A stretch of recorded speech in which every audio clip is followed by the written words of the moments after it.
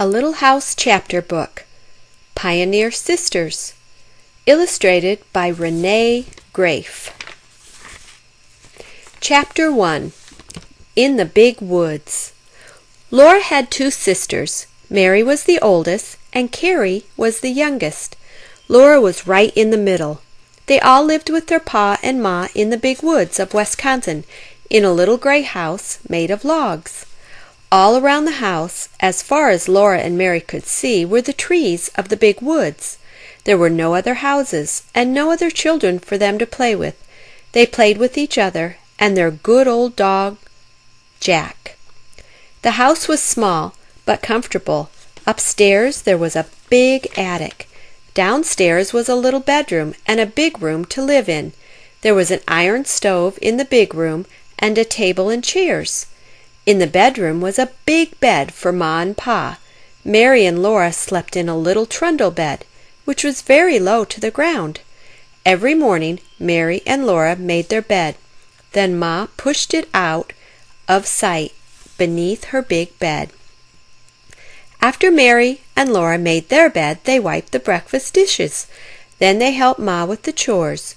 Each day had its own chore.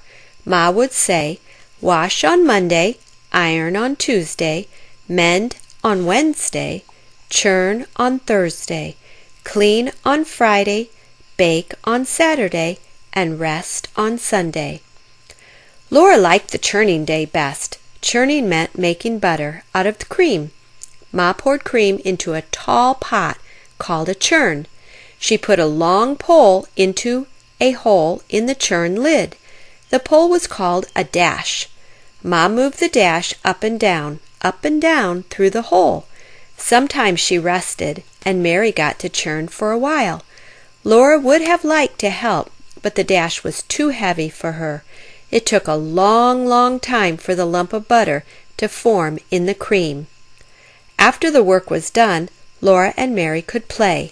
Laura liked noisy games like running and shouting and climbing trees, but Mary liked quiet games, like playing house. She was very neat and prim. Laura thought it was more fun to be wild. It was hard to say what Carrie would be like, because she was just a baby. Mary had a doll named Nettie, a real rag doll, because she was the oldest. Sometimes Mary let Laura hold Nettie, but only when Laura's doll wasn't looking. Laura's doll was named Susan. She was really just a corncob wrapped in a handkerchief, but she was a good doll anyway. It wasn't her fault she was a corncob. In the winter-time, when the big woods were filled with snow, Mary and Laura stayed inside to play with their dolls. They climbed up to the attic where all kinds of good food was stored. There were huge round pumpkins to use as chairs and tables. Bright red peppers and white onions dangled overhead. There were hams and squashes and good-smelling herbs. Everything was snug and cozy. In spring, Mary and Laura had playhouses under the two big oak trees in front of the house. Mary had her own tree, and her own playhouse was beneath it. Laura's playhouse was under Laura's tree. Each playhouse had a carpet of soft grass. Green leaves made the roofs, and through them Laura and Mary could see bits of sky. Laura's playhouse had a swing. Pa had hung a slab of bark to a low branch of Laura's tree. That made it Laura's swing, but she had to let Mary swing in it whenever she wanted to. Mary had a cracked saucer to play with. Laura had a beautiful cup with only one big piece broken out of it. They made little cups and saucers for their dolls out of bits of leaf. Every day the doll got fresh leaf hats, and Pa made two wooden men to live in the playhouses with the dolls.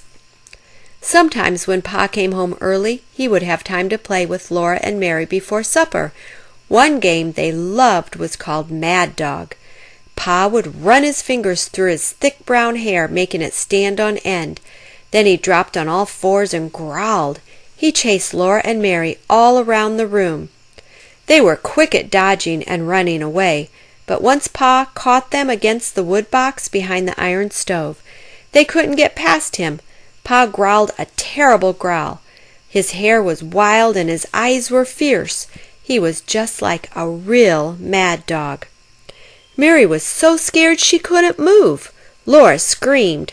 With a wild leap she scrambled over the woodbox, dragging her big sister with her. And suddenly there was no mad dog at all, just Pa standing there with his blue eyes shining. "Well," he said to Laura, "you're only a little half pint of cider, half drunk up, but by jinks, you're as strong as a little French horse." "You shouldn't frighten the children so," Ma said. "Look how big their eyes are." Pa laughed. He took down his fiddle and began to play and sing. Laura and Mary forgot all about the mad dog. Laura clapped her hands in time as Pa sang out, "And I'll sing Yankee Doodle dee doo, and I'll sing Yankee Doodle, and I'll sing Yankee Doodle dee doo, and I'll sing Yankee Doodle." Mary smiled, Laura clapped, and baby Carrie cooed in Ma's lap. Nights like that were the best times of all.